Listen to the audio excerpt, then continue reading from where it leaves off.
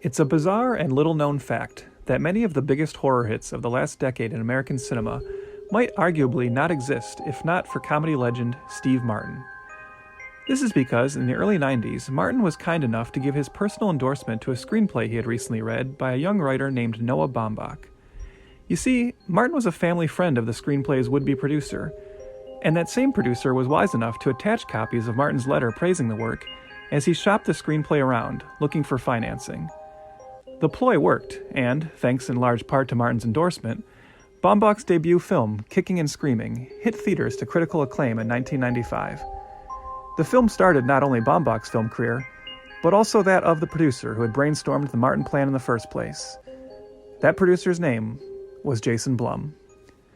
Blum, who prior to his cinematic adventures had been the producing director of Ethan Hawke's Malaparte Theater Company in New York, would follow his Kicking and Screaming success with becoming the co-head of the acquisitions and co-productions department at Miramax Films, where he was instrumental in acquiring the company over 50 movies, including The Others, A Walk on the Moon, and House of Yes. But Blum ultimately had bigger, more personal plans, and in 2000 he also started his own production company, naming it Blumhouse Productions. It would take 7 years, though, for Blum to find the project that would put his company on the map. In 2007, a filmmaker named Oren Peli was sending out DVDs of a small-budget horror film he had made for $15,000 to various power players in Hollywood. The film was called Paranormal Activity. Blum saw the film and believed it had potential. He worked with Peli to re-edit the movie, and the new and improved edit was strong enough to impress DreamWorks executives Adam Goodman, Stacy Snyder, and even Steven Spielberg. DreamWorks bought the film from Peli and Blum, intending to remake it with a bigger budget, but Blum convinced them to first try to simply test screen the original version. It was a brilliant idea. The test screenings went over like gangbusters, and, after first conceiving and shooting a new ending, which cost $200,000, much more than the entire original budget, DreamWorks released Peli's Paranormal Activity to theaters in 2009. It would go on to gross almost $200 million. A new franchise was born, and overnight Blumhouse became a major Hollywood player.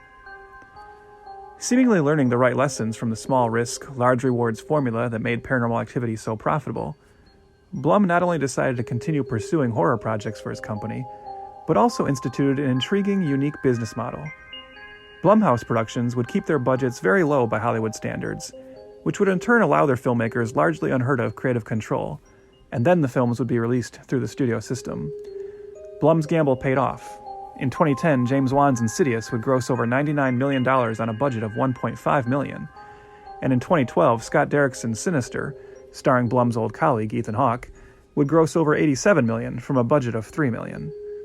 Blumhouse was now off to the races, with various publications profiling Blum and praising his creative and business acumen, as the company delivered more and more genre hits like The Purge, Ouija, Unfriended, The Visit, Get Out, Happy Death Day, and The Invisible Man. And as he was also expanding the Blumhouse brand to include publishing and television departments, Blum would also occasionally stray outside of horror, using Blumhouse to pursue more traditionally prestigious projects, most notably with 2014's Oscar-winning Whiplash and 2018's The Black Klansman. So it's probably not surprising then that, even with a number of successful horror franchises to his name, including the resurrected Halloween franchise, complete with original creator John Carpenter on board, Blum would still be looking for potential franchises outside of the horror world to help further grow Blumhouse's incredible Hollywood success story.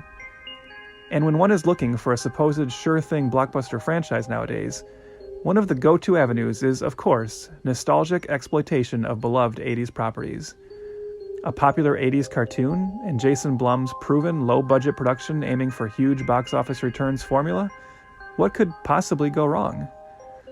The year is 2015, and Blumhouse Productions, working with Hasbro and Universal Pictures, is ready to deliver the next big 80s nostalgia-influenced franchise with JEM and the Holograms.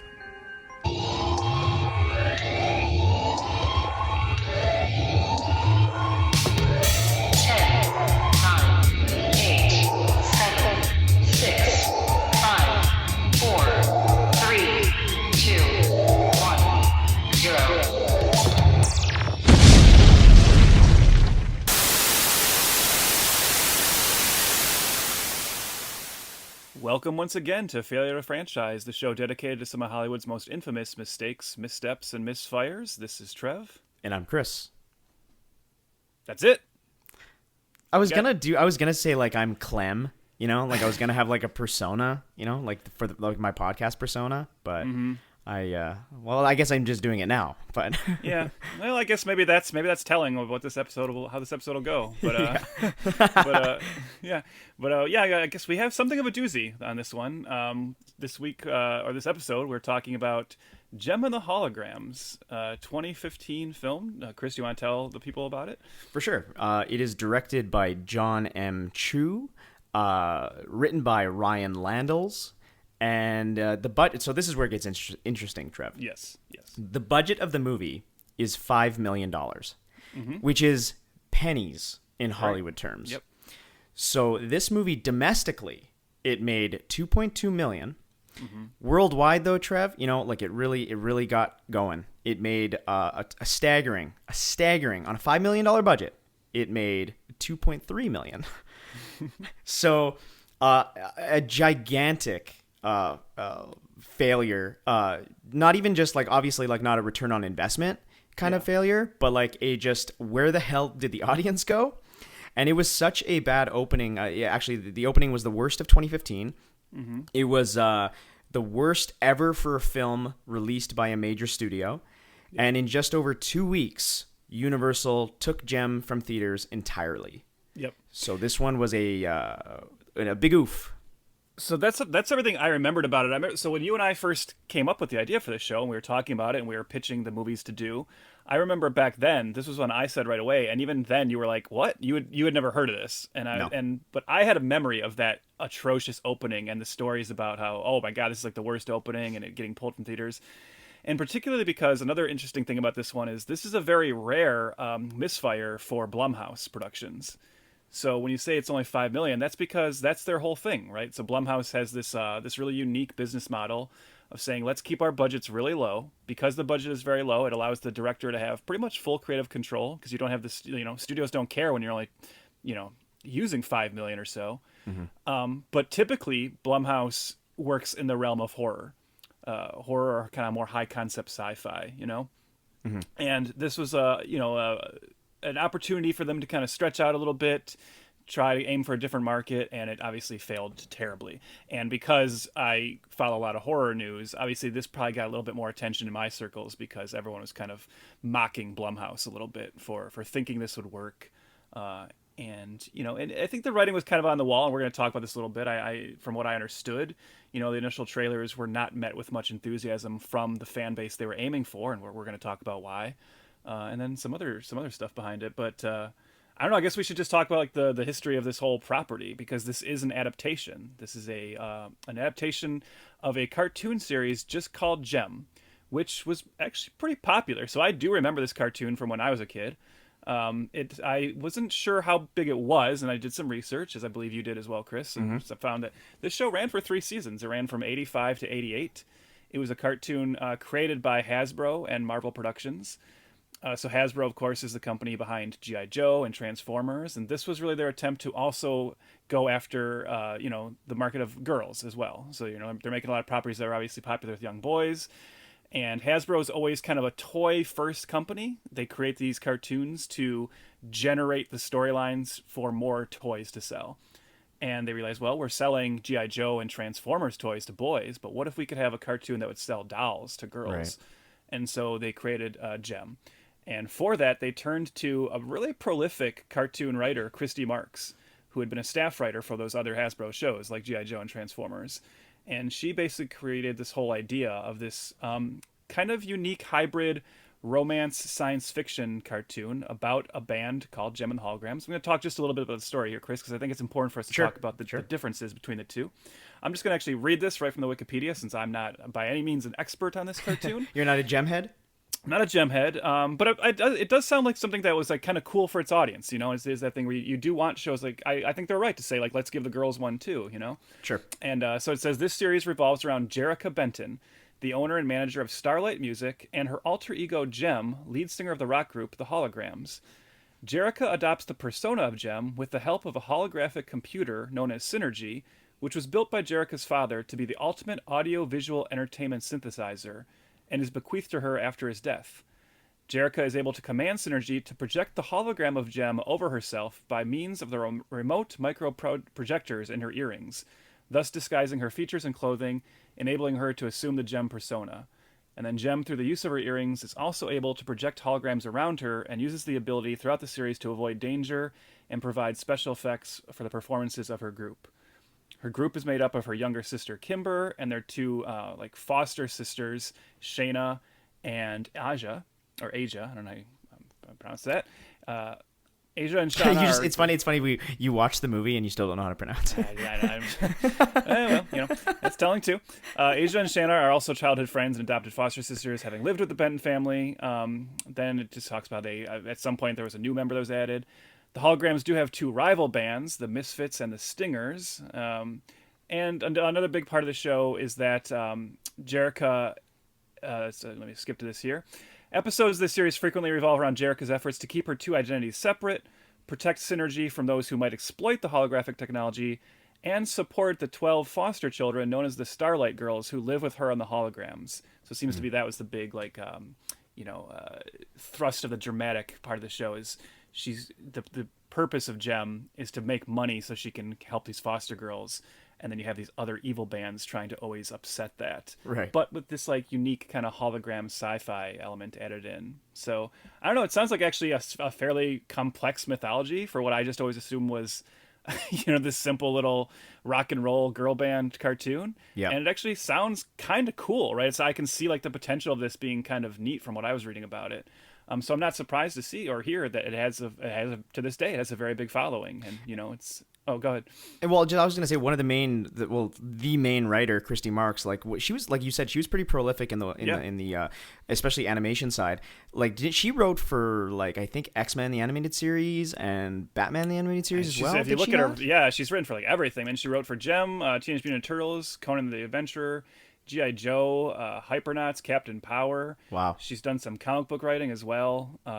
Let's see here. Yes, X-Men Evolution, yeah. Oh, right. Kong, the animated series, Beast Wars, Transformers, Mighty Max, Babylon 5 she was a writer on. Okay. Very, very prolific. Yeah. Well, so not Batman. I said that earlier, so not Batman, but there you go. No. But going back to even the 70s and 80s cartoons, she also wrote on the Fantastic Four 70s cartoon. Right. The Spider-Man 80s cartoon. So she's had a really good career. Wow. And It's amazing. She's one of those writers who's actually super important to you and you never even heard of her name, That's what I was about to say. This was doing research for this this episode. I've never ever heard her name. And even you, you're way more into the comic scene than I am. Mm-hmm. And it's funny that you didn't even know. Yeah, it's actually kind of depressing a little bit to think of what a career that is and how important she is in this, in all these super nostalgic 80s properties and not at all a household name, No. That's a shame. So that's the Jem cartoon. So we want to jump forward to talk about why this movie happened in 2015. Right. And way back when we did our Battleship episode, we talked a little bit about how Hasbro for quite some time has really been trying to get themselves established as a big live-action movie company as well. So it's starting with the success of Transformers, the first Transformers film in, 2007? Yeah. Yeah. So right after that, I'm looking at my giant poster right now with my yeah. That's why I was like, Chris will know for sure. And then Revenge of the Fallen 2009 and Dark of the Moon 2011 and yeah. Well, I believe, so I think in the Battleship episode we talked about this, how right after that they signed this big deal with Universal to make movies out of a bunch of properties, including Battleship, but the other ones were Candyland and Magic the Gathering and Monopoly, Ouija and Stretch Armstrong. Obviously, most of those didn't happen, but Ouija does end up happening with Blumhouse. So, but over through this time, they try to get a lot of different things going. Most of them just don't really go forward. Hungry Hungry Hippos, Action Man, all these different films are trying to get going for a bit. Candyland is attached to Happy Madison, and Adam Sandler is going to do it. That doesn't go anywhere. And then finally in 2014, they announced that they're actually starting this just kind of production company within the company called Allspark Pictures. Of course, taking its name from the Allspark from the Transformers movies. and this is now going to be the company which like kind of oversees any further Hasbro movies. Right. And JEM is actually the very first one, the first one they roll out, and they do work with Universal on it because Universal is kind of Blumhouse's go-to, studio that they work with. And so JEM is kind of an odd one to be the first one, considering what it is. Yeah, like is Allspark, by the way, is this little subsidiary even around anymore? They are not. So the only big surprise. I'm looking at them right now. So Allspark Pictures, in their brief existence, they make JEM and the Holograms. Then they are attached to Ouija Origin of Evil, which is the way better Ouija sequel, which is actually a really good movie. Thanks to Mike Flanagan. They do Transformers: The Last. No, sorry, they're not even attached. They're not, for some reason, Allspark Pictures isn't even like listed on Transformers: The Last Night. Wow. But My Little Pony, the movie in 2017, and then their final one is Bumblebee. But they essentially went away because I believe like Allspark in general.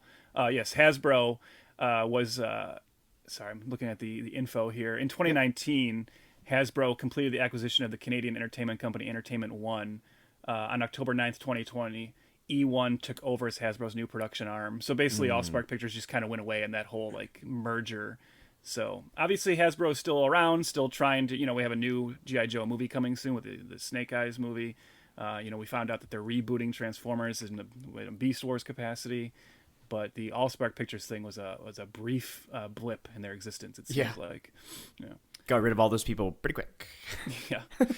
But they do decide to try, a JEM movie. And who are you going to get to do the JEM movie? Well, I guess you would get Christy Marks, right? Because she's this prolific writer who guided the franchise. She was apparently sounded like she was very up to the idea of working on the movie. No, they didn't get her. No, they not even that, Trev. She is on record saying she didn't even know the movie was in production. Yes. Yeah. So that's interesting. Yeah. So instead, they turned their attention to an up-and-coming director named John M. Chu. And I don't know, many of our listeners might be somewhat familiar with him. He was actually coming off of a pretty successful string at the time of JEM. He made his name initially by directing 2008's Step Up 2, Step Up to the Streets. And then 2010, he does Step Up 3D. And I don't know if people remember how big of hits those were. Like the Step Up franchise was gigantic. He also does he executive produces Step Up Revolution. In 2011, he directs the concert film Justin Bieber Never Say Never, which he follows with a sequel in 2013 called Justin Bieber's Believe. And again, if you're not in that fan base, you might not realize it, you might not pay attention to it, but those two movies were very, very big as well. Huge. Especially since concert films are usually not a big theatrical box office hit, but those two they were gigantic. And he starts working with Hasbro in 2013 as well by being the director of G.I. Joe Retaliation, the sequel to G.I. Joe. So he's already got a relationship with Hasbro, and he's actually a huge fan of JEM. Because he says growing up, his sisters watched it, and he would watch it with them. And if you look at his background, the fact that he started with like dance movies and then did these concert films, he's talked a lot about how dance and music is a very important part of his life. Kind of makes sense that he would look at JEM and be like, yeah, it's something I like and I want to do. And according to him, he was actually trying to get a JEM movie made for a very long time. He says like 11 years earlier, before the movie happened, he had gone to Universal and talked about the potential of a JEM movie. But at the time, the cost kind of threw them off. So now he finds a way to do it with Blumhouse for a very, very low cost, to where I'm sure for them, Blumhouse has been very successful. He's coming off of a string of hits, including these really popular music-based films like Step Up and like the concert Justin Bieber films.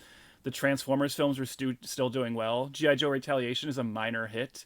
Hasbro seems like a good company. It seems like they might actually be getting this going. What could go wrong? This actually does all seem like something that kind of makes sense, right? I don't blame them for taking the risk on this, especially with a $5 million budget. Yeah, it's kind of like you're saying, $5 million is a blip on the radar for Blumhouse.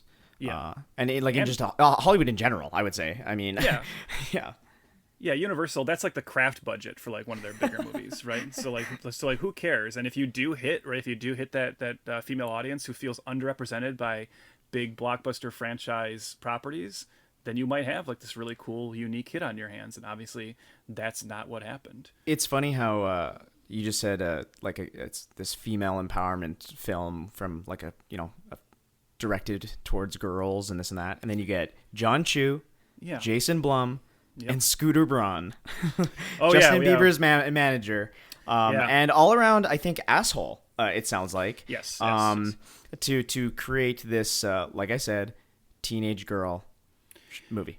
Yeah, we should mention that. I forgot to mention the Scooter Braun connection as one of the producers. And as you said, yes, he's Justin Bieber's manager. So, of course, he had a relationship with Chu as well. Obviously, he would have been involved in the concert films. Definitely. But even to add on to what you said, yeah, like not only that, but the writer is Ryan Landells. So, again, it's just like, no women in like the important elements of this film. And again, that's like where you wonder, okay, so why didn't they just go to Christy Marks? And it's actually very surprising that John Chu, as a huge fan of Gem and the Holograms, wouldn't want her involvement, like that he wouldn't pursue that.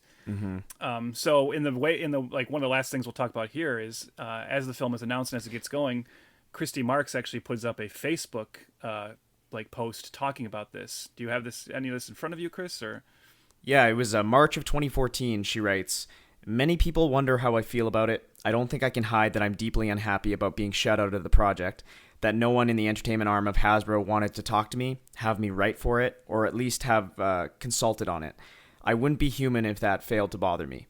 But then, she says that about Hasbro. But then she goes on to actually say some actual nice things about John Chu. And goes, "I want to say good things about John Chu. He treated me with honesty and respect. He is sincere, passionate, and filled with a desire to make the best Gem movie he can make. He wants to reinvent Gem for a current audience. His take is somewhat different from the approach I wanted to take, but that just means it's different. Not that there's anything wrong with it. I urge everyone to judge the merits of his work on the result, and I hope he delivers us an excellent, truly outrageous movie." So, that's nice of her to say that about him, but that just makes me even more confused to why, if he was like that transparent, that nice to her. Obviously, as she said, he has this different take on the material, and we'll talk about that. But I'm just surprised that he didn't consult with her more and bring her in. I have a theory. Okay. You want to hear it? Yeah. John Chu's lying. That's my theory. I don't think this is all bullshit. This is all bullshit. Why is it that the synchronicity of this guy has been directing big Justin Bieber concert films, okay? Then he does G.I. Joe, and then Hasbro's like, "Oh, by the way, we have this Gem property," and then he's like, "Yeah, oh yeah, right. I grew up with that. Absolutely, I did. I completely grew up with that. I pitched it to you guys 10 years ago." Like, no, this guy's a liar. That's my theory. It's just like this is just Hollywood bullshit. I don't know. It's just too convenient. Like Christy Marks says that like nobody talked to her. She didn't even know the movie was in production. Then how does she even have any relationship with John Chu? I think it's John Chu's lying about his love for the property and knowing all about it and been wanting to. It's like a dream project for him. And then I also think Christy Marks is lying because I think she caught herself talking, well, maybe not out of turn, but being emotional about seeing something that she loved and put together, being kind of stripped away from her, and then realizing, oh, but I don't really want to shit on like the creative team. Yeah. So I think that's what we're seeing here. That's why, like, I know you're like, I was confused by all this too, but I think it's just that it's that simple of an answer. Well, obviously, like we'll probably never know if your theory is true because we don't have a time machine. We can't go back and see if we can find young John Chu hanging out with his sisters watching Gem the cartoon. Yeah. But I will say, so I won't speculate too much on whether he's a liar or not. But there is another controversy around this film, which I know we'll talk about a little later, which does lend credence to the idea that maybe Chu and the other producers weren't on the up and up about this movie and can't necessarily be trusted. So we'll get into that for sure. Exactly. Yeah. But for now, let's just dive into the film. I, Jerica Benton, am living the most unexceptional life. Get one of those grocery bags. My sister Kimber and I live with our Aunt Bailey and her 2 foster kids. Here she is. Sing one of your songs. I don't like being on camera. At some point, we all wish that we could just become someone else. I'm gonna play you a song I wrote. Who's got the heart of a hunter, pounding like thunder? She'll thank me later. Growling the night. Something's happening that you really need to see. What? Oh my God. Is that me? Did you do this, Kimber? This is about you not going your whole life wondering what would have happened if you didn't take that chance. The biggest record company in the world wants to sign us. You're gonna be famous! Welcome to Starlight Enterprises. This is Rio. Hi, girls. You are no longer Jerica. Jem, that's what we call you now. That means changing the way you act, sound, and look. This is us? No, it's Photoshop. All the web's been talking about is Jem. Jem and her band of sisters revealing a whole new look. You're on the radio! No. Oh my god, we're on the radio! Would have never guessed that coming here would mean a whole new Jerica. You mean Jem. The whole world wants to know who you are right now. An icon is not one of four, it's one of a kind. You don't want us around anymore? That's not how a family's supposed to act. This is just the beginning. The version of me that they want doesn't exist.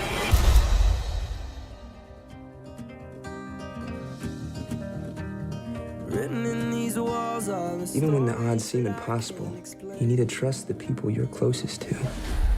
I have to fix this.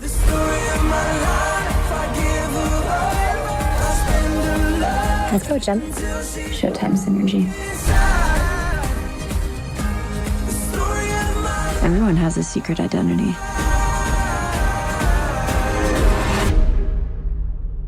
Which one's the real you? Teenage songwriter Jerica and her younger sister Kimber live with their Aunt Bailey and two foster sisters, Aja and Shayna. The four girls frequently videotape themselves playing music and wearing colorful 80s outfits just for fun, but Jerica is too shy to ever sing on camera. One day, Jerica learns that due to Aunt Bailey's financial problems, their house will be auctioned off. She vents her emotions by recording a song on video, but disguises herself as a character called Jem. She is interrupted just before deleting the video, and her internet-obsessed sister posts it to YouTube. The video attracts millions of views in a single day, and Jerica is offered a record deal by Starlight Productions. The singer catapults from an underground video sensation to global superstar overnight. But when it seems that she may lose touch with the things that really matter most, Jerica and her band of three sisters begin a one-in-a-million journey, discovering that some talents are just too special to keep hidden. Yep. Gem and the Holograms. I'm gonna go first, Chris. Okay. So this was a first time watch for both of us. We still have not talked about how we felt about it. Who knows? You always go into these thinking maybe this is like a surprise, underappreciated masterpiece. I hated this movie with an intense passion. I think this is the worst thing we've watched. Really? I really, really strongly dislike this. And what was very, very frustrating to me about it is I know this kind of movie can work.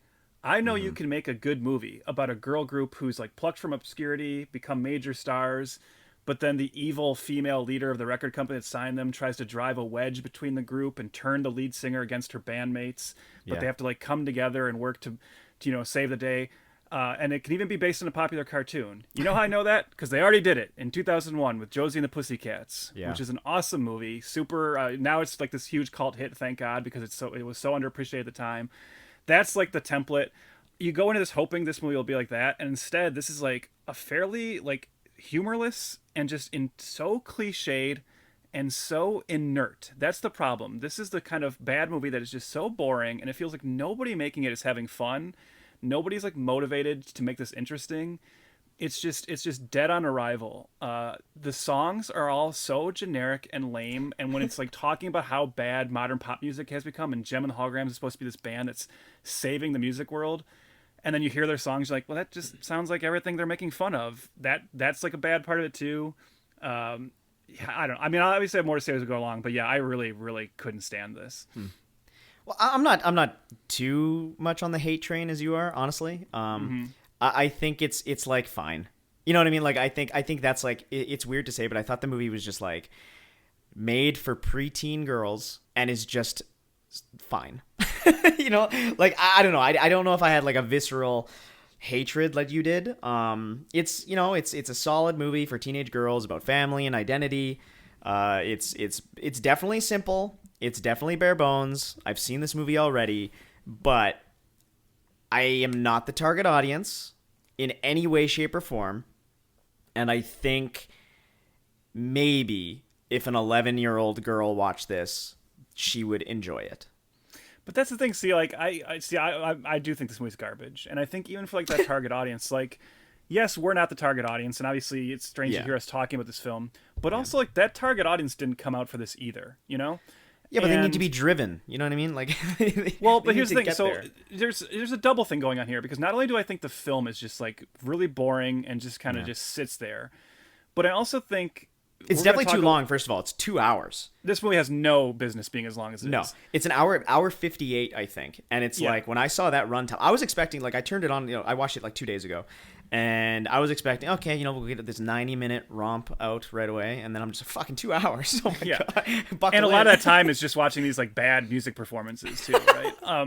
Okay. But there's there's two things going on here, because not only do I think it's just really boring and really bland. That's the thing. It's just bland to the point of being aggravating.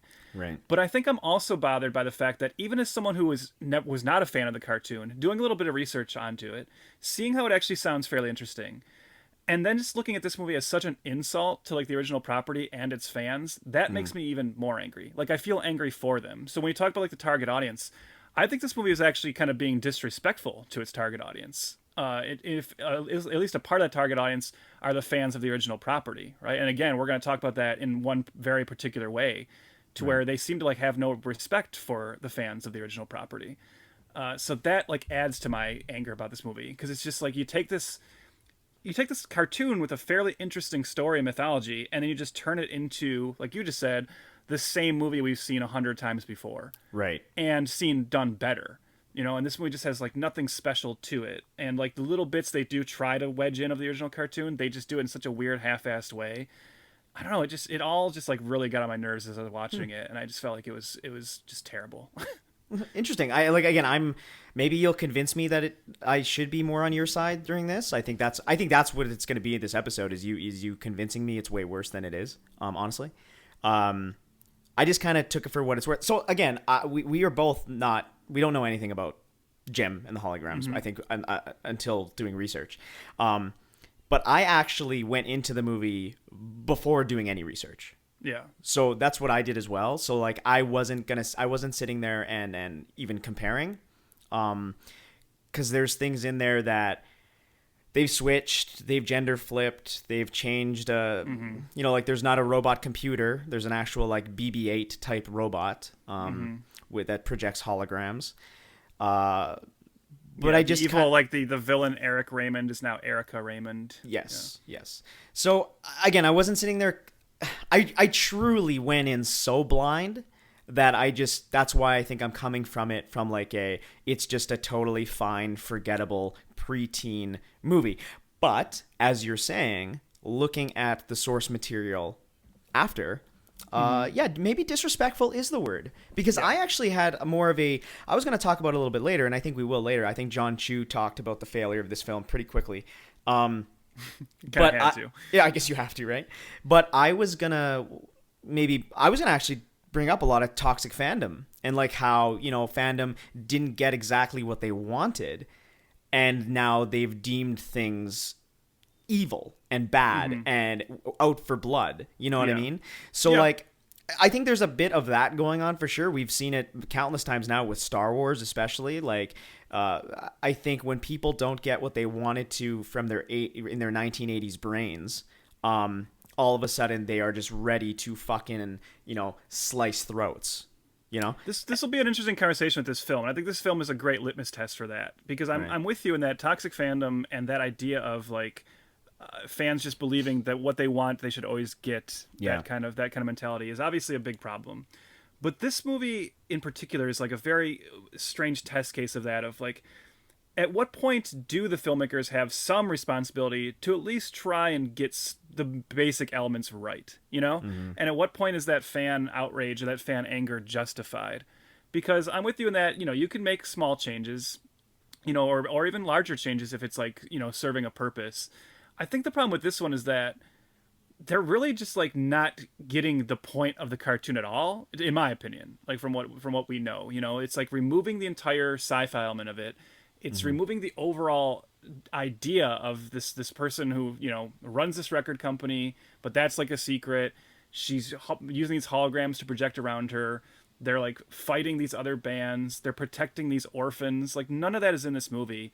It's really just taking the name and pasting it on what could have been, for all we know, like a pre-existing girl group becomes famous script. Right. And so I kind of get, like, this is one where I'm like, well, I understand why the fans would be upset. Because to me, this is like if you made a Transformers movie that didn't have alien robots that transformed, you know? And then if, like, that happened and people are like, this is bullshit, you can't be like, well, that's just toxic fans, like, not liking what they're getting, you know? Like, I think this one, there's some justification for it.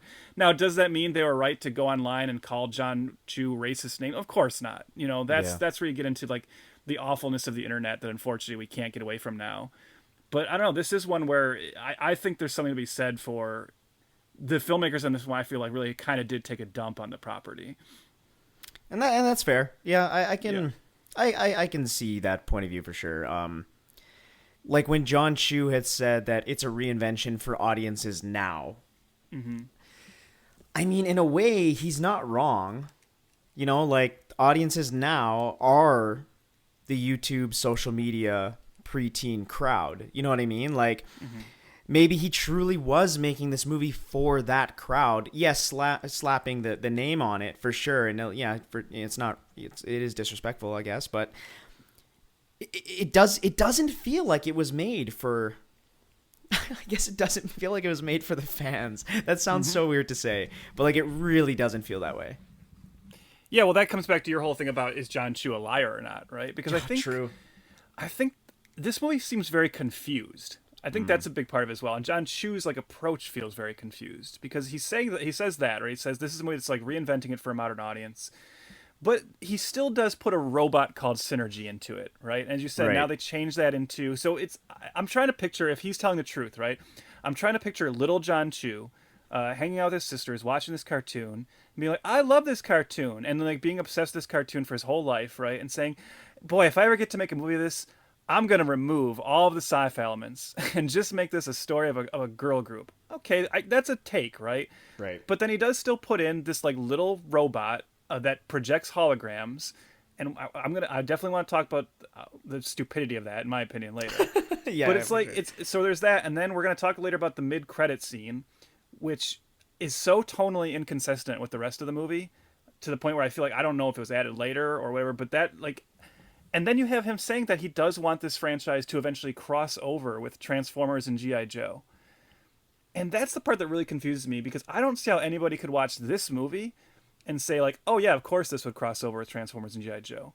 If you're just turning this into a generic girl group rock movie, how do you feel like that plays into the larger Hasbro universe? Why aren't you leaving in the stuff about the massive supercomputer and the more science fiction, you know, fantasy elements? Just very, very bizarre. I feel like nobody quite knew what they were doing with this movie.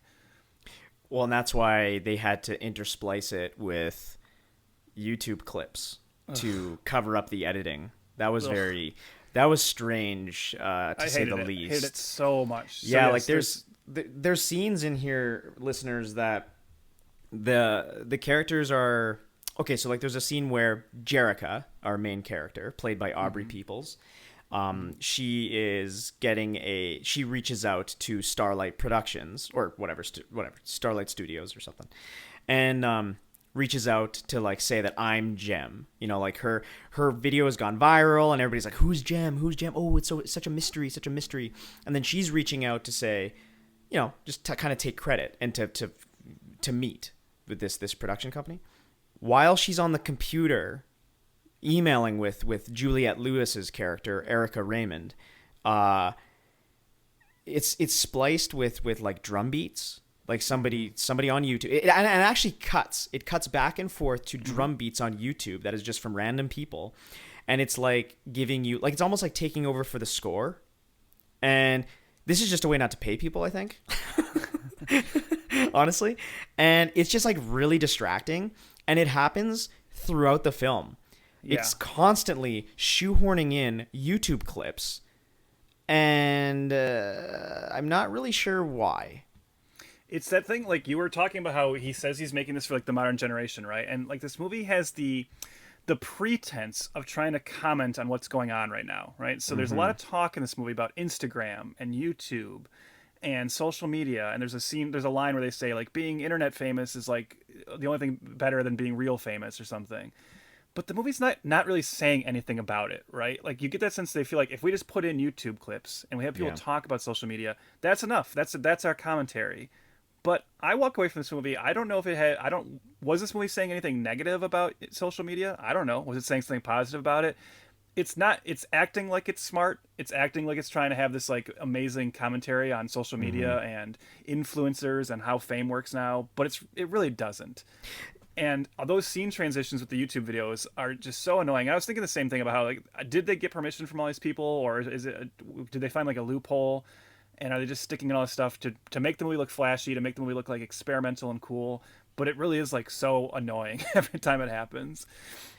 You're right about not really having a take on anything, because I had wrote down right away, like, when the first opening scene is Jerica talking to the camera, like she's creating a video diary, right? And she talks about like not, basically about online identity and stuff. So like I wrote down, I was like, okay, this is going to be like about social media and like why it sucks and self-esteem issues between young girls and why people will hide behind a facade. And I wrote that down right away within like 2 seconds. I'm like, oh, okay, that's where my brain is going now. I'm thinking, okay, this is going to be a commentary on just like garbage social media, And then obviously it doesn't really do that at all. And then there's also I felt that there was like a darker movie here as well about like, again, young women being taken advantage of in Hollywood, wooed and wowed, and then chewed up and spit out. And that doesn't really happen either. So I think you're right that it lays up a bunch of interesting themes or a bunch of interesting takes, but it really doesn't do anything with them. Yeah, that's the thing is you need to figure out what your take is, or like, so I brought up Josie and the Pussycats, right? And that's a movie that ultimately has this big commentary on the way corporations use subliminal messaging to sell products, right? And that's what that movie's all about. It's just like this really fun, clever, comedic satire about how manipulated the young kids are by the media they consume. And that's a take. And the movie leans completely into it. That's the entire point of the movie. And as you just said, this one raises a bunch of potential things and doesn't commit to any of them. Okay, so we talked about how you said this is for like a movie for like 11-year-old girls, maybe. Yeah. And I've seen John Chu do that thing now, which directors always do when one of their movies bomb, right? Where he's done interviews since where he's like, yeah, but in the years since, I've definitely talked to little girls who have found the movie now, and I've seen pictures of people having JEM birthday parties. No, you haven't. Okay, maybe you're right. Maybe he's a liar, because I don't think that's really happening. Dude, I think John Chu is a big corporate liar. Yeah. and you and I mentioned that this movie is 2 hours. I think we would both agree it's pretty boring. I don't know that I can really imagine like young girls sitting there and finding this that entertaining, because it's just like it's not doing much on screen. And now here's where I'm probably going to become kind of an asshole, but whatever. I really dislike this movie. And like a big part of it was, in terms of it being super generic, it's like the laziest version of this kind of movie. And to the point where a few more script passes by someone who like was like, well, this seems very generic, we can make this better, could have fixed some of this stuff. But for instance, how stupid is it that it's trying to be very, like, this is the more realistic, grounded version of JEM, right? And then her sister uploads this video of her singing this very, like, simple kind of song in her bedroom. And, like, the ridiculousness of how big that one video gets overnight, to where by the next morning, the news is already talking about this YouTube video. Like, they turn on the morning news on TV and they're like, everyone's talking about this YouTube video's upload last night. Give me a break, right? And then they are instantly contacted by this record label. The record label, run by Erica Raymond, signs them immediately without ever asking them, do you have more songs? Do you have, let's hear you perform. They sign them without hearing them perform. I know it's like a movie, but all this stuff when it was happening was just like, come on, you can't put a little bit more work into this, I guess, yeah, I see what you're saying. Like, I just took that as like, I didn't really care. I was like, whatever, like, this is, again, it's very bare bones, very simple. But I think what you're coming at is that it's lazy. Yeah, it's super lazy. Yeah. And I can agree with that. I took it for like what it's worth. I was just more like, whatever. Also, I don't need to see the JEM and the Holograms movie where they have a contract dispute in like a boardroom talking about, their writers. Not necessarily, but there's no reason not to have like a montage where you show that video gaining traction over time, right? Like, make it more realistic. It was weird that it was overnight. Yes. And that's the thing, is this movie keeps taking like quick shortcuts like that. Another example to me, this is one of the ones that aggravated me the most, is this movie does the thing all of these movies do, right? In that there is a band breakup eventually. Of course, you're expecting it, you're waiting for it. I'm sure you were waiting for it too, like going, oh, at some point the rest of the band is going to get left behind. Jem's going to become the star, because we see that right away. Erica Raymond, played by Juliette Lewis, has her sights set primarily on Jem. She only wants, or Jerica. She only wants to sign her, and Jerica demands, like, my sisters have to come along. But I've seen this story before, as I said, including Josie, right? Mm-hmm. So you know that they're going to drive a wedge from them. And sure enough, at a certain moment, Jerica learns that their Aunt Bailey is about to lose the house. So she goes to Erica and says, can I have an advance? Can I have some of the money you promised us now so I can help my aunt? And she says, yes, you can, but only if you sign this contract that says you're going to go solo. And Jerica agrees. She says, like, well, I don't want to leave my sisters behind, but we need this money. They'll understand. So she signs the deal. Of course, her sisters get upset. They say, like, you could have talked to us.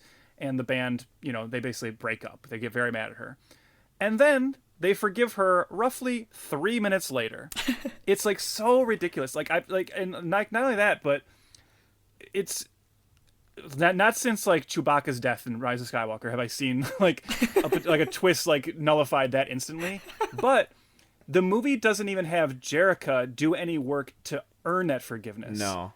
She goes to like the house where she grew up, looks in the window, sees this family being very happy there, reminds her of her father who passed away.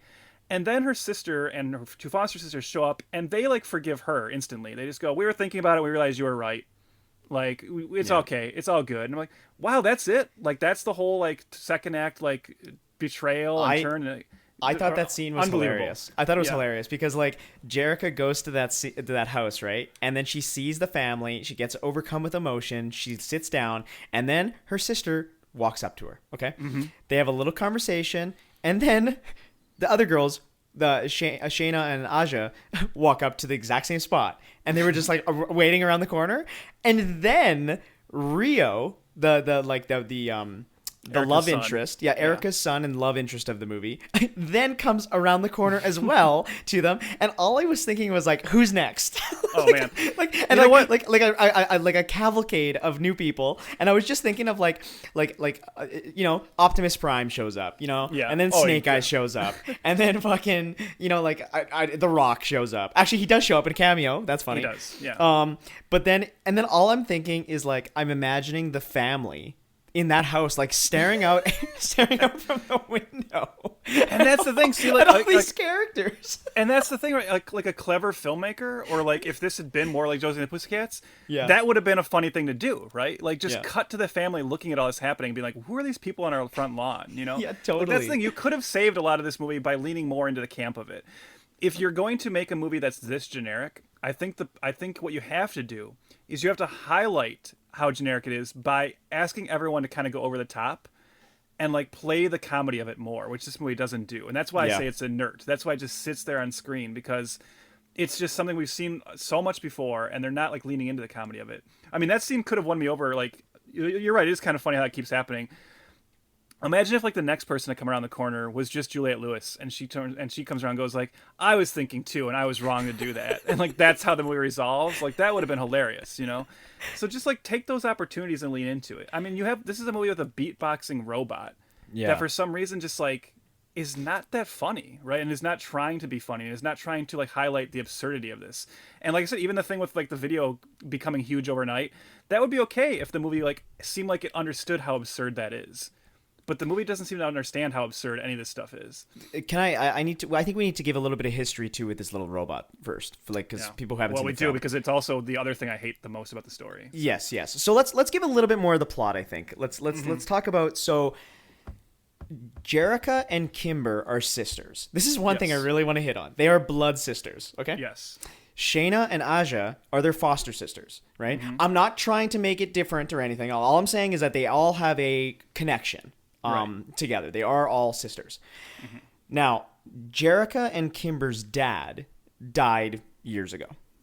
From whatever, something happened, and he's dead. But he was he got a fatal case of movie illness. Yes, exactly. Mm-hmm. And he's kind of like an inventor or something, mm-hmm. and he creates things. And Jerica used to, when she was little, like hang out with him like all the time, and watch him like create and this and that.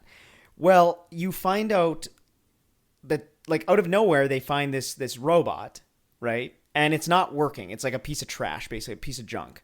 Well, all of a sudden it kind of comes to life, and now the plot becomes a scavenger hunt of memories that this robot is projecting.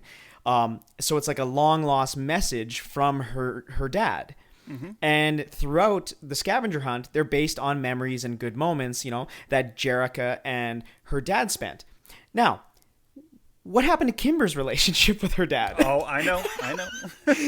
So like the whole movie, oh my God, the whole movie is so based on Jerrica and her dad, and Kimber, the other blood-related sister / daughter, is like forgotten about entirely. It is so fucking weird. And can I just jump to the end like real quick, and then you can say what you're gonna say? Okay. Yeah.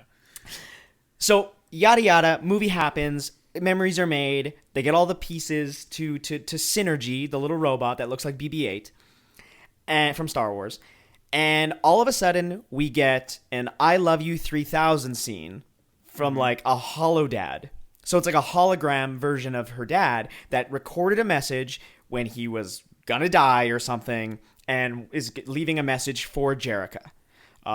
So like the scene happens and Jerrica unlocks this message, and the dad speaks to her from beyond and is like, take care of your sisters, I love you, yada yada, all that stuff, right?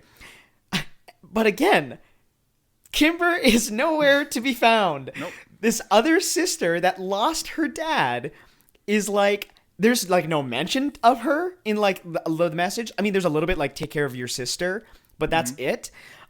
There's no, it's all like Jerrica is the favorite. Like it's almost like this dad had forgot that he had 2 kids.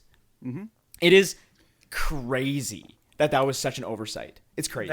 That's crazy. And then I'm glad you brought this up, because I want to push this even further, Chris, because you didn't hit on the other thing that I hate about this story element. Because you said this becomes like the entire point of the movie at a certain point, is this scavenger hunt that the robot is leading them on, right? Right. So we know from the beginning of the film that as a little girl, she saw her dad building this robot, and he could never get it working, and now it's starting to work, but there seems to be like a missing piece. And I mean, I'm sure you did too, because I don't know. You said you did no research in the cartoon. I had done just enough that I knew like the earrings were important. Okay. So I'm like going, oh well, eventually they're going to remember those earrings, and the earrings are going to be the final piece, right? And then once they get the earrings, that is the culmination of it, and we find out what the purpose is this robot. And as you just said, the purpose of this robot, we learn, is that at a certain point he knew that Jerrica would turn this robot on, and then it would play this holographic projection of him saying, "I'm so proud of the girl you've grown up to be. Take care of sisters." And all I could think was, yeah, if I'm a dad and I'm dying, I guess that's one way to let my daughter know I love her. Create a robot and hope that someday in the future she gets it working, turns it on, and then there'll be this message telling her I love her. Or, I could just like leave a note that says that and like make sure it gets to her. Or I could like tell her in person. And the crazy thing is, it's never insinuated that the robot exists for any other purpose than that. Yeah. He literally created this robot just to do this, just to someday tell Jerrica, I love you. I know I've been dead for a while, but I love you. And I'm like, what the hell? Like, what kind of weird story element is that? It's also strange because like the robot is like sentient. So like he created AI and like, so like the movie, they decide to sign and be a band because their aunt is bankrupt now. So they need to kind of support the aunt, whatever, played by Molly Ringwald, by the way. And all I was thinking was like, okay, this inventor dad created AI. These people need money for this house. Why aren't they going to the news? Why aren't they going to every tech company in the world being like, we created life? Like, I have this robot. I will sell it to you for $10 billion. Like, it's so strange to add, like, I'm Mr. Rule guy, right? So like, that's where my mind went, is like, you introduce this incredible piece of technology, and why aren't we using it to its full advantage? They kind of even like forget about the robot for most of it. Like, it's strange because like the robot is sentient, it jokes like weirdly, not really, but it kind of like beatboxes like you said. So it obviously is thinking. And for like so much of the movie, it's just kind of forgotten about. Nobody's ever like, hey, where's Synergy at? Like, what's he getting up to? Like there's no like fun little moment where he's like in the kitchen or something, or running around, or, like kind of like a short circuit moment, with like Johnny Five and he's like, I'm alive, like none of that shit. Yeah, it's bizarre. Like, what if I kept thinking like, what if at some point when she was younger, what if Jerica had lost those earrings? Yeah. You know, as you are wont to do with small things like earrings. Or Trev, just thrown out the junk that doesn't work. Yeah. Yeah. So she never would have seen this final message from her dad, who never thought to like just maybe also put that like in like a letter to give her at some point. Or like I said, just tell her. Like it makes no sense. And to push this even further, so the earrings are now locked up in Erica Raymond's vault or in her safe. Because when she's taking Jerica and her sisters and turning them into the band, she basically gives them the whole makeover, and she's like, "No, those earrings are tacky. Give them to us. Don't worry, we'll take care of them." And first of all, that's like it's so weird, right? Because the earrings are the only thing they take from her and put into a special case and then lock up in the safe, which would seem to suggest that Erica knows there's something about those earrings, but she doesn't. It's just like a weird thing, right? They just make a point like she locks up her earrings in a safe. Why? That doesn't make any sense if she doesn't know that they're special. So whatever, that's movie contrivance.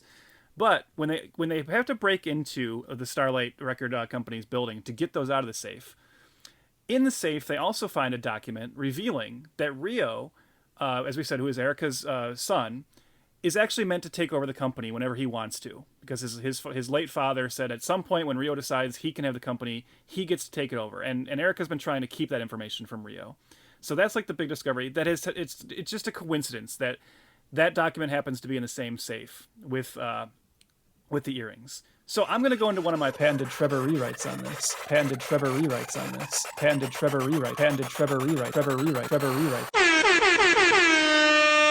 Trevor Snyder rewrites the movies. Wouldn't it make more sense to actually play this out and again make this a little closer to the cartoon, to have the actual revelation at the end be that the scavenger hunt they're on will eventually culminate in revealing that Jerica is the rightful owner or head of Starlight Productions, and that somehow Erica has known this and she's been trying to sabotage her this whole time to make sure that never happens, and that's why she took the earrings. Because then you actually put the characters at the end into the position they were in the cartoon, where Jerica runs the company, but instead it's like all just complete coincidence, and it does not. And like I just don't understand how they missed that obvious connection. And then you wouldn't have this question of like, what, he created this robot just to tell his daughter he loves her. Like, it's just so bizarre that nobody realized that, oh yeah, that's what should be happening. She should eventually be given this company. I usually hate when you rewrite stuff, but that was very good. You're so right. Like it's so right in front of you. It helps the fan base out, so it's like it's let's say that they're mad throughout the movie that this isn't what we wanted. At least by the end of it, they can be like, "Oh, I see what's happening. Yeah. We're gonna get it in the sequel now." You know what I mean? It's all we talk about it all the time in this podcast. This is how we get the franchise going. So you get people excited to, okay, I'm gonna go see Gem 2, and then that's gonna be my Gem movie. Yep. And even let's push this even this is like the 10th time I said let's push this further. But just from my limited knowledge of the cartoon, and you want to try and set this up and make the fans happy. Throughout the film, you have this group of young orphan girls who keeps meeting the band and telling them we're your biggest fans and everything. And you have these sad moments where they're talking about how they lost their parents and everything. And at the end, when Jerica gets the company, Synergy reveals actually you're the rightful owner of this company. You have her do a press conference where she says, "I'm the new leader of Starlight, and one of the first things I'm going to do is use some of Starlight's resources to create this foundation to take care of young orphan girls." And then you've got all the pieces in place. Now you've actually set up the storyline of the cartoon. Instead, this movie completely ignores that element, doesn't even bring it up. It's just, I don't know. It's just, again, I just feel like they just didn't give a shit about the source material. It's very, very strange. Do we like Juliette Lewis? Okay, I'm glad you brought this up, because performances is something to talk about here. Yeah. I do like Juliette Lewis. I think Juliette Lewis is awesome in Natural Born Killers, in Cape Fear, and From Dusk Till Dawn. Do I like Juliette Lewis in this? No. I don't. I feel like sometimes you look at a performance like that and you feel like, well, okay, at least she's the one who's trying to have fun. But I even feel like her performance in this is fairly half-hearted. What did you think? I actually thought she was the good one. You know what I mean? I think, mind you, we haven't even really talked about the main four. But But I will say the four girls I think have just a really natural chemistry, and like they're quite endearing. You know, I bought that they were a family. You know, I mean, Aubrey Peoples is a you know, she comes from the Sharknado franchise, so of course she's got the chops. You know. Oh, the chops, pun unintended. But yeah, Juliette Lewis, like she at least felt like she was hamming it up. And like the moment you see her, you're like, okay, this is like the evil. This is the villain, you know.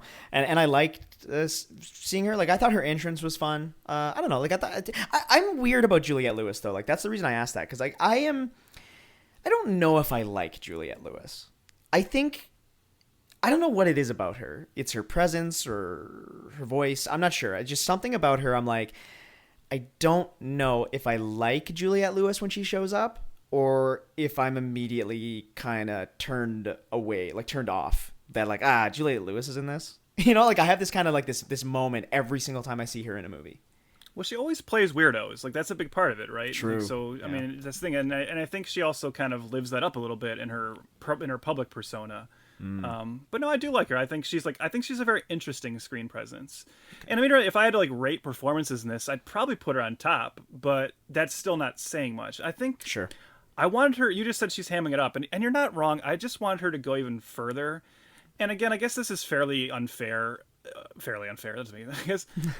I guess this is unfair to say. I keep comparing it to Josie and the Pussycats, and I was thinking of how that part is Parker Posey in that movie, right? And you think of like how much she was hamming it up to just like how over the top she was. That's kind of what I wanted Juliette Lewis to be doing in this. And I feel like John Chu is maybe directing these people to like, well, don't forget, this is supposed to be somewhat grounded and somewhat realistic. Right. And that, again, is why, again, when we talk about the mid-credit scene, why I think that part just seems so inconsistent with the rest of the film. But yeah, Julia Lewis is fine. I mean, Molly Ringwald is fine in this too. And like she has very little screen time as Aunt Bailey. But it's always nice to see Molly Ringwald. You know, I like that, you know, if you're going to, obviously the thinking there is clear. We're making this like 80s nostalgia movie. Let's make sure we get a little bit of living 80s nostalgia in there. But yeah, I mean, the performances aren't the problem with this film. Everyone's fine. You know, I'm not here to shit on any of the performances here. No. And that's why I think to my original like kind of like thesis on the film is just I think it's just fine. Like I think I am not filled with kind of a hateful vitriol as I think you are, like kind of maybe seething at the mouth a little bit. But well, because I think the performances are fine, but I think the script is garbage. Sure. I think the directing is boring, and I think like what you said, like the scene transitions with like the YouTube videos and everything, that is like flat out just it's obnoxious. Terrible. Yeah. And maybe this is a good time to talk about, unless, did you have any other performances you wanted to highlight? I'm going to guess no. Yeah, no, other than I like that security guard. Ma'am, we're going to need to see some ID, please. Excuse me? I'm sorry, is there a problem? Oh, no, there's no problem. We actually don't need to see ID. I know exactly who you are. Jem, Perfect, because I was just leaving for the night. sorry, my daughter would kill me if I didn't get an autograph. Of course, no problem. Big fan. Do you have You a know pen? all the words. Oh. You know, if you got young blood, live to party, come That's- on, songs of Those lonely. aren't the words, but okay. You know, she says it's the new Let It Go. Really? Yeah, her words, not From mine. Frozen? Yeah. Do you have a pen on you? Thank you. No, I don't have a pen, actually. Guys, pen. Yes. Oh, perfect. Okay. Headshot. I 8x10 would be great, glossy. I don't have You know what? anything Here, on. check this out. Maybe we can do it another time. Right here. She's gonna freak. Oh, your arm? Yeah. Oh, okay. Thank you so much. Yeah. What is your daughter's name? You should put Steven. Okay. You know, boy names are popular for Right. girls nowadays. Alright, how old is she? Oh, she's, you know, kids. Thank you so much. Thank you. Yeah, no problem. Have a good night. Ow! Jem, you rule! You do. She was all over me, by the way. She was. There's Ryan Hansen. Yeah. He's Ryan Hansen is like I'm trying to think what you would know him from. He was on Party Down. Did you ever watch Party Down? No. Okay, he was really good on that. He was actually in Friday the 13th. He was the guy who goes out on the lake and gets the arrow to the head. Oh, okay, yeah. Yeah, he's a fun actor. He's also known from Veronica Mars. But yeah, he just has like what is basically just essentially a cameo here. It's weird because I don't think he's enough of a celebrity to call it a cameo. Right. But he has like one scene as like a security guard. Kind of funny. Unless you were talking about, you weren't talking about Juliette Lewis's bodyguard, were you? Zipper? No. I was Okay, no, I was not talking about Zipper. No. I like that one too. Okay, we were talking about like again. Now I'm just probably being like I'm probably nitpicking, but so Zipper is Zipper is Erica's bodyguard, or like personal assistant, whatever. And like she treats him like shit the whole movie, and then you get to the moment where Rio reveals that he's found his father's will. And is like, I actually found out I get to take over the company now. And Zipper, like, he tells Zipper, like, get my mom out of here. And Zipper, like, immediately just believes this, just trusts it, escorts her out. And then, in what I guess is supposed to be a little comedic moment, he turns to Rio and says, you guys have dental, right? This is the same company you've been working for years. Yeah. He just took it over. You're not suddenly employed by a different company. Ugh, everyone in this movie is an idiot. Oh, and I also just wanted to point out that at one point Chris Pratt says that he's been dating Jem for a while. Jem is like 16 years old in this movie. So yeah, that was strange. There's obviously some Universal Hasbro synergy going on, to lack of a better word, because they're trying to actually. You know what? Maybe we should jump into the contest controversy first, well, and yes, then we can kind of get to that. Chris Pratt and the Rock cameos. We'll talk about those in this discussion. How about we do that? Of course, because I think it all ties together. Because watching those scenes with The Rock and Chris Pratt, you can tell that they just told them, "Yeah, we're making this like Gem and the Holograms movie. Record some funny stuff about Gem and the Holograms." Yeah, and that can lead into the biggest controversy about this film.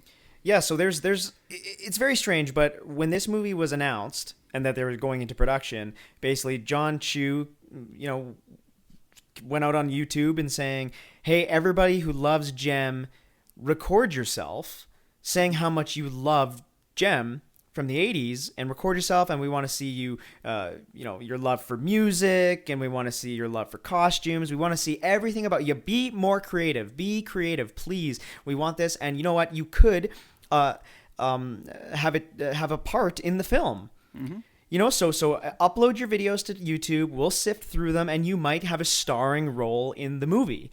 So of course, people hear that and immediately flood the interwebs with their own creativity, and they're monologuing about how much they love the property, and it doesn't seem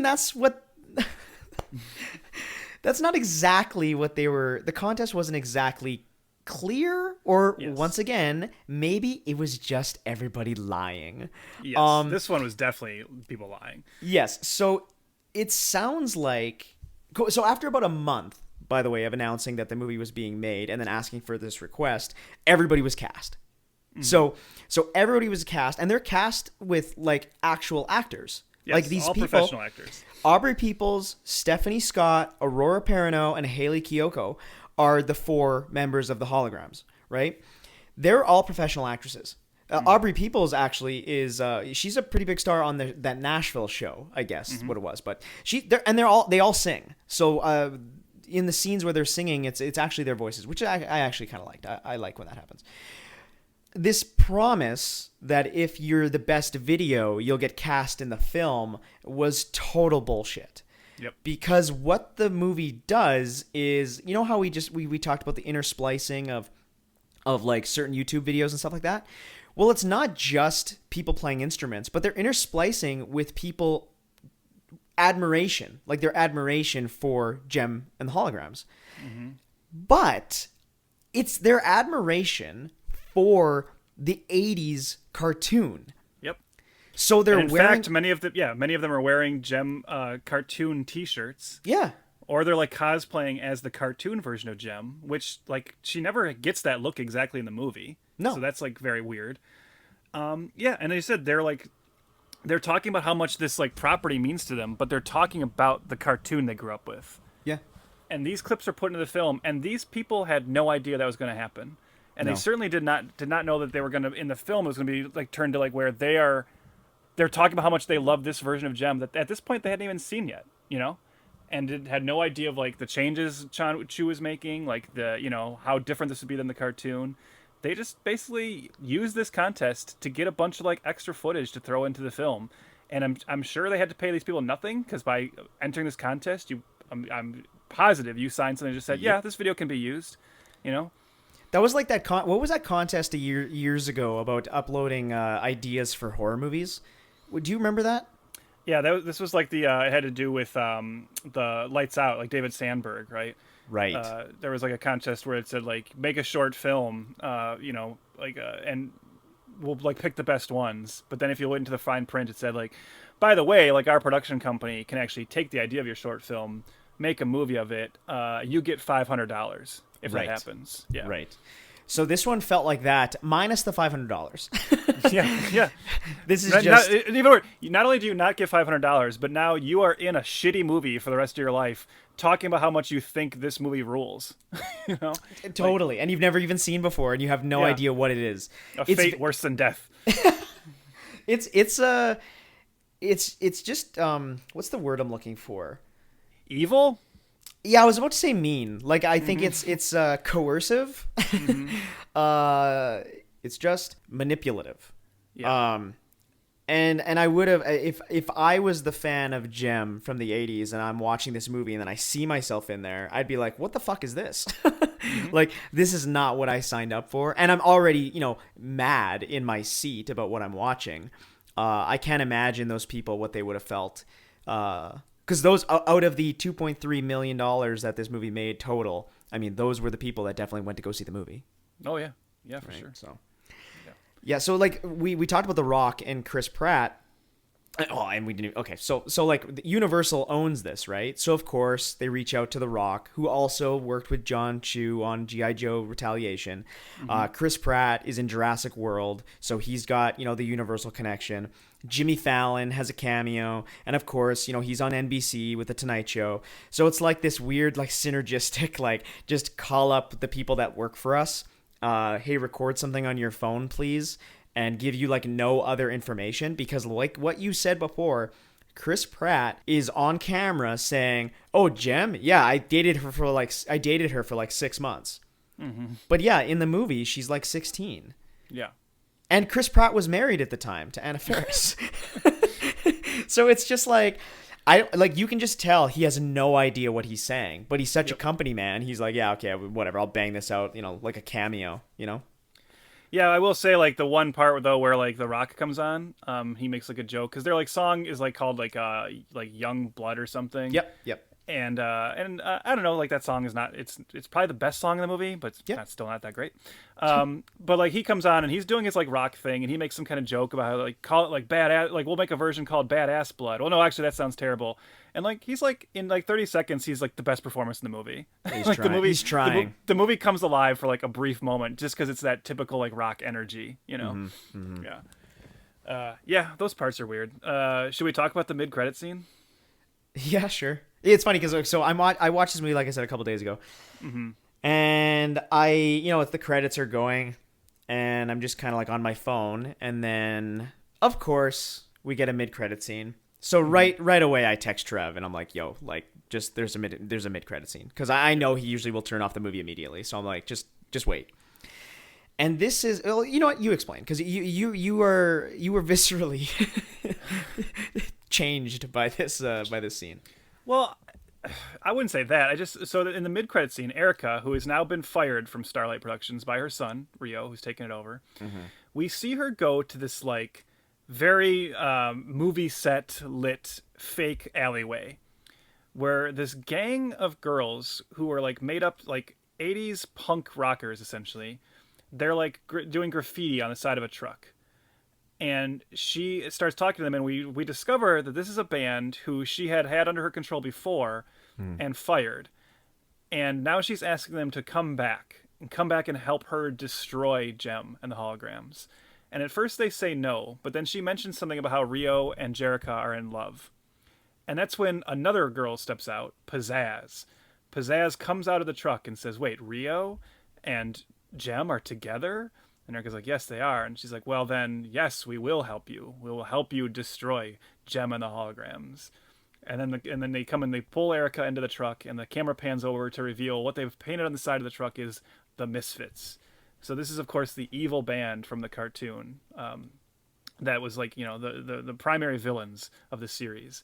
And obviously now teasing this will be the conflict of the sequel, which we will never get. But do you want to know who plays Pizzazz? Oh, I know who plays Pizzazz. Pizzazz is played by Kesha. Yeah. And that makes me wonder, was Kesha actually signed on for a sequel? Like, would that have been, like, was she committed to it? Had to have or been, would it have been like, whoops, we didn't sign her, and they would have to, like, recast it? Because the rest of the band, too, you know, like, one of them was Isa Gonzalez. Did you know that? Where's she from? You would know her from Baby Driver, and she was in Godzilla vs. Kong. Yeah, she was just in that, and Hobbs and Shaw. Mm-hmm. Yeah. Oh wow. So Alita, she was in Alita. Okay, wow. Yep. Yeah. So they're the Misfits, and I don't know. It's very, first of all, okay, a couple things here. Let me just also say, if you did have Kesha signed for a sequel, and as the primary villain, right, of the Pizzazz, the leader of the Misfits, don't have that be a secret cameo. Announce that, because maybe that would have drawn some attention. Because I would say Kesha in a lead role in a sequel would have got more attention than anything this movie does. You know, so Definitely. that seems like a big mistake. First of all, but also I don't know if you agree, Chris. I just thought this scene felt so tonally inconsistent to the rest, because this scene did feel like the kind of mid-credit scene you always get in like these kind of big blockbuster franchises to make it feel more like a big blockbuster franchise. The going and recruiting bad guys and saying we're gonna like take down this other band. The whole movie up to this point has been like a very realistic film about what it's like to get signed and start becoming a celebrity, and then they're like, I need your help to destroy JEM and the Holograms. And they're like, yes, our music is better. I'm like, what does that even mean in this world you've established, right? Totally. How does this evil band going to help destroy this other band? It just, it felt like a reshoots kind of scene. It didn't look or feel the same as the rest of the movie, and it was just so bizarre. And it's also just funny because like many movies we've done now, it's just funny to look at and be like, oh, that's not going anywhere. But so that's, I don't know, that scene stuck out like a sore thumb to me as like, no, see, it is JEM. It is JEM. It is the cartoon you like. Here's the bad guys. I'm getting to it. Don't worry. Yeah, of course. Like, yeah, let's, next time, kids. You know, it's like we said in our intro episode, it's the fucking power sword. You know, it's the, let's go on an adventure. We'll get to this later. It's just the worst. It's the worst stuff.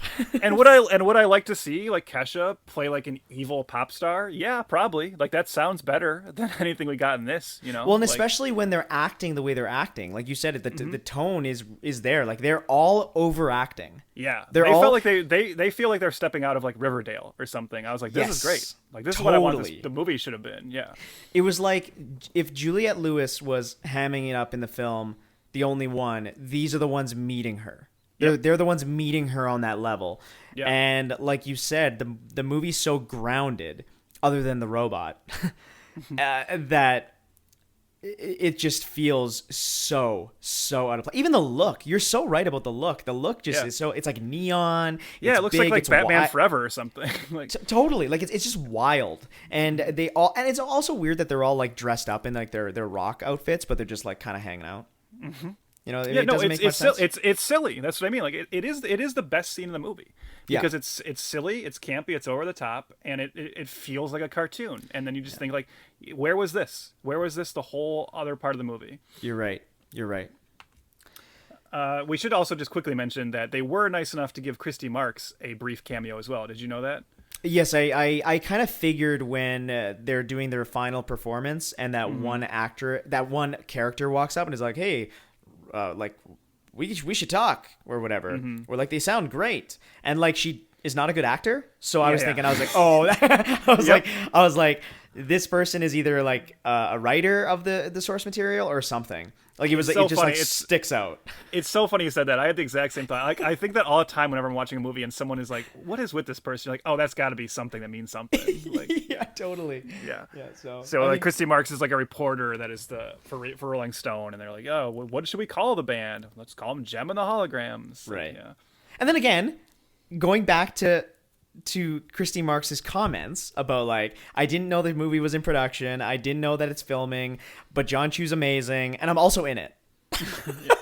Like nobody got their story straight So I think, again, from an outsider looking in, not only does the movie tonally not pick a lane, but neither does the narrative surrounding making the movie. I think everybody's on a completely different trajectory. Even Jason Blum had come out like talking about like when the negative reaction to the trailer came out. Even he had to come out being like, hey guys, just wait and see. Like, I'm sure everybody's going to love it. It's going to be great. You know, like it's going to be exactly what people wanted. He still calls this to this day. He calls it like one of like Blumhouse's most underappreciated films. It's like there's no way he beliees that. You know, it's just more like covering your ass because you did something, it flopped bad, but you want to be like no, but people just don't get it, right? Like sometimes it's okay to stop selling. Sometimes you got to take the loss also and be like, you know what, we screwed up on that one. Like we missed the point. You know, totally. Like we a big misfire. Because like this is John Chu's quote. This is his quote right after making the movie. Well, actually, maybe not right after, but regardless, this is one of his quotes here. They literally didn't show up. I've never seen that before. It was heartbreaking, of course, because you pour so much into it, and I'm really proud of the movie. We did it for no money anyway, and it was a passion project of taking the Jason Blum model and doing it for young kids. So when 35-year-old mothers are making death threats to you about a cartoon they saw in the 80s and you're like, this is not for you, it's for them, it's a very strange phenomenon. But I get it. That's the business that we're in. If you don't get the audience, you don't get the audience. I just wish people gave it a chance by seeing it first. It didn't feel like anyone gave it a chance. Yeah, and like I said, look, I'm with him in that no call for death threats, no call for like the bullshit I'm sure him and the cast probably had to deal with online. But at the same time, whenever I hear a quote like that from him, I really want the interviewer to go further and then ask him, yeah, okay, but do you think maybe you made a mistake by making movies so different than the original cartoon, right? Just ask him. Just ask him like, why did you make the film this way based on this property? That's all I'm curious about. Yeah. And I want to stick on John Chu a little bit, and I know a little bit more actually. I know I've called him a liar a few times, and I think as Trev has coined to me, the chosen ones, his fan base might come from my head here, but he just kind of, I don't know, he's in this weird category of filmmakers to me that I think pretends that, or at least maybe film Twitter pretends that he has an original voice and he is like a lot better than what he is. And I think he's just a work for hire guy. Yes. And that is okay. But the way that the internet props up John Chu is very, very weird to me. It happened especially when he directed Crazy Rich Asians.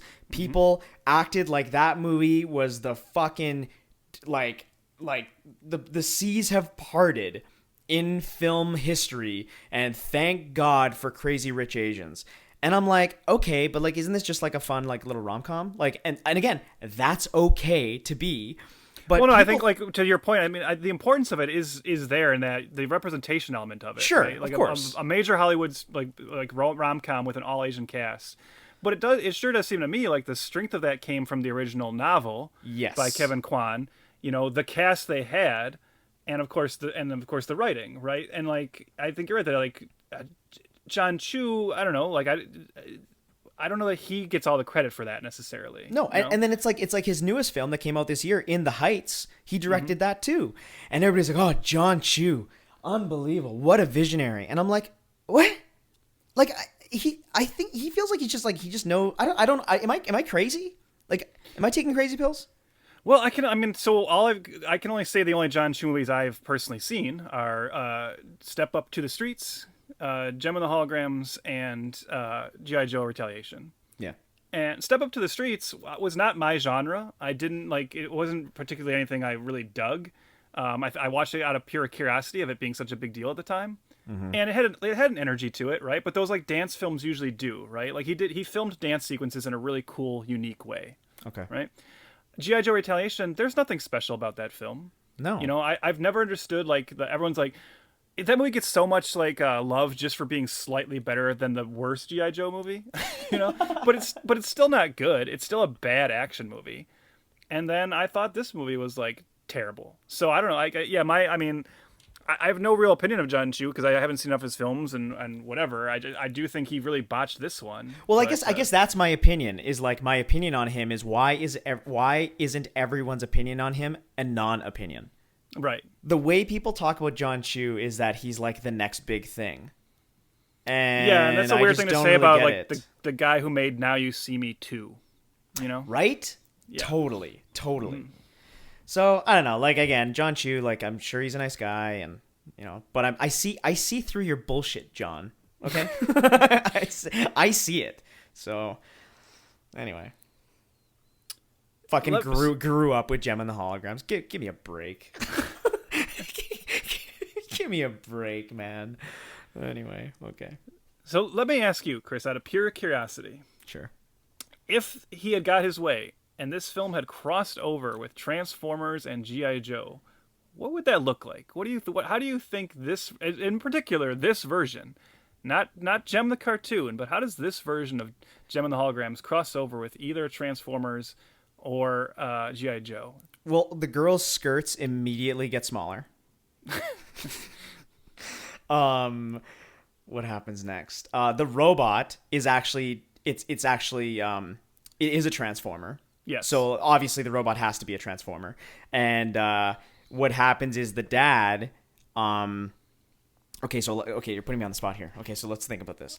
No, I didn't think of this either, but here I'm going to just run off what you just said. So it's revealed that the dad did not actually create Synergy. No, definitely not. They found Synergy, and the dad started tinkering with it. But it was an alien life form. It was a transformer. Yeah. But you know who the dad worked for, which he never told his daughter, and he's trying to keep a secret? Cobra. Fuck yeah. Cobra was like, he worked for Cobra. Cobra was trying to have him figure out what's up with this robot. He found out Cobra had evil plans for it. So then he stashed it somewhere. 100%. Yep. And you can't shit on him being a bad guy, right? Like you have to make it known that he was like a good guy, but in a bad situation. Kind of like how, in Rogue One, Mads Mikkelsen's character, when he's like, he worked for the Empire and he kind of designed the Death Star, but he was like a good guy and he hid the plan. Oh, that's what it is. He hid the plan. Absolutely. That's it. It's basically the Rogue One story. Yeah. And now that Synergy is out in the public eye, Cobra is coming back for it because they've always been after this thing, right? And eventually Snake Eyes shows up to protect Synergy, and of course the other Transformers. So now you have Snake Eyes and Optimus Prime protecting Transformers. But the problem is, Cobra gets the technology they've been looking for and brainwashes the entire world. And Gem and the Holograms have to record a song that is played over this global broadcast that de-hypnotizes everybody. So when does Shia LaBeouf yell at Gem and abuse her? Well, he definitely does that to the castmates on set. Yes, exactly. Yeah.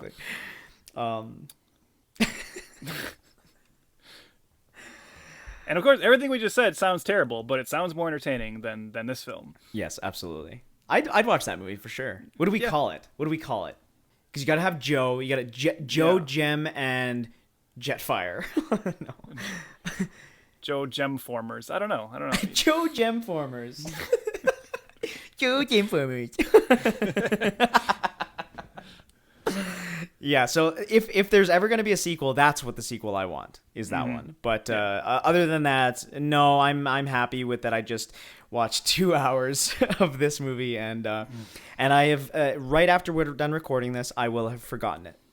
Yeah, no, it's bad. I mean, it's like you said, it's a movie that has no point. I mean, even to I'm not going to go on too much longer, but even just the general idea of the film, right? So she's Jerrica. She's really shy as Jerrica, but then she dresses up as Gem and records that video, and then they make her into Gem. But then the movie really has nothing to say about even that, of the idea of a secret identity, right? It's never there's never any threat that people might find out she's Jerrica, because that wouldn't really matter ultimately. There's no there's just nothing about the idea of why does it matter if she's Gem instead of Jerrica? This movie just doesn't know what it's doing, and by the time you get to that final bullshit cliche "we're all Gem" speech in the concert. I know you guys all came here tonight expecting a big show. But first, we decided that it's about time that you know who we really are. Who I really am.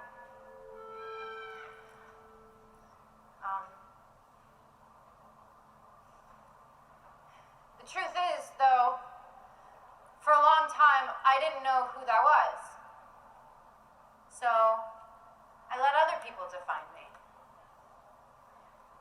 Until tonight, when we realized who Jem really is. And it's not me. Jem is anybody who has something that they want to express, and they need the courage to let themselves be heard. You know, it's anyone with a dream who needs a way to make it happen. It's anybody who has something that they want to share with the world. It's you. It's you. It's him. It's her. You're Jem. We're all Jem. This is our time.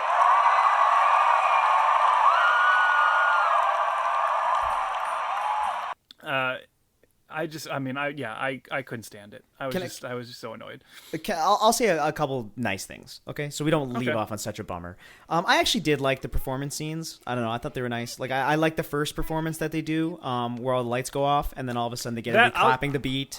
I'll agree with you on that. I got some goosebumps when that happened. I was like, oh, this is kind of neat. It's good. I didn't get goosebumps because I'm not an idiot. But well, you know what I mean. Like, I wasn't sitting there being like, oh, fuck, I'm crying. But I was just like, oh, this is like I will agree that I liked the idea of like of the power going out at a concert and the band getting the audience to help them with like the beat and the cell phone lighting. I like that, yeah. Because I'm not an idiot. Fuck you. But like like in the acoustic guitar and all that, and I like that they're actually singing their songs. Like it's I find it so distracting in movies when they get somebody else that sings their singing voice, and they definitely are. They're definitely auto-tuned though. You can hear some auto-tuning, which is funny because there is a part where like Rio complains about how everyone is auto-tuned now, right? And then they start singing a song, and it's like, all your stuff is auto-tuned too. You know? And that Youngblood song was pretty catchy. I was like, it's like bad pop, but like, it's catchy. I listened to it, and I was like, oh, this is a catchy tune. But that was another thing where I thought, like, again, if I had made this, I would have just, I would have like leaned in leaning into the absurdity, since they keep talking about how like music is so generic and stale now, and we're gonna make better music. If it would have been even funnier if their music was even worse, right? Like, just make like their music like the most bland, lame shit possible, and have everyone just like fall all over themselves in love with it. Like, that would have been funny. Well, I think that's gonna wrap it up there. Wait, I'll say one last nice thing. Okay. There's a scene where one of the sisters is holding a bag of pop chips. This is one of the best examples I've ever seen of an actor really committing to product placement, because she makes sure that pop chips bag is always right in frame, pointed with the label out towards the camera. Very, very impressed with that. So pop chips, you got a good deal with this one. Yeah, all 300 people that went to go see the movie.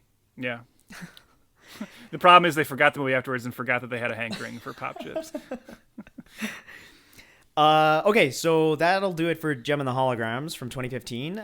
But as we've said before, we are doing Failure to Franchise Summer Surprise. So we did a random generator for our films this summer, and the next one on the docket is 2018's Solo: A Star Wars Story. So that'll be my rewatch. This will be Trev's first watch for that one. Yeah, we'll get to that one next time. So definitely follow along with us on Twitter, Insta, Facebook, all that fun stuff, at F2FPod. That's at F2, the number 2FPod. Please rate, review, whatever you do. A star rating would be awesome on your podcast app or whatever, wherever you do that. Also, just join the tribe and hit that subscribe, and then you'll follow us along of the summer of surprises. You think you're going to like Solo? I think I'm going to like it more than Jem and the Holograms. So It's got that going for it. But I honestly, I don't know. I avoided it for a reason, so we'll see. Well, it sucks. Okay. Well, all right. Thanks for listening. See ya.